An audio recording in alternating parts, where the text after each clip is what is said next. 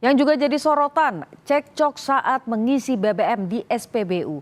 Seorang supir truk di Palembang, Sumatera Selatan tewas usai dianiaya satpam dan pengawas SPBU.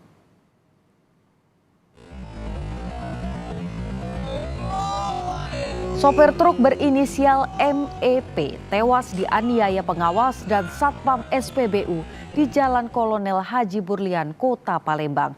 Peristiwa bermula saat korban yang tengah mengisi BBM jenis solar kecewa dan protes dengan satpam dan pengawas SPBU karena tidak puas dengan pelayanan yang mematikan mesin pengisian saat mobil korban tengah mengisi BBM.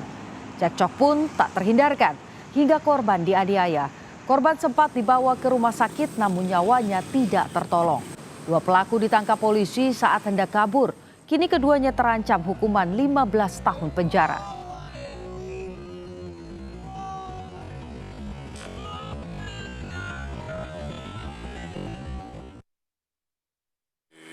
Korban komplain terhadap pelayanan pengisian di mana kenapa terjadi mesinnya mati.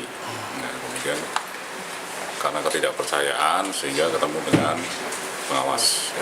Saat itu pengawas SPBU tersebut kemudian terjadi cekcok mulut. Cekcok mulut kemudian dilanjutkan kembali di seberang jalan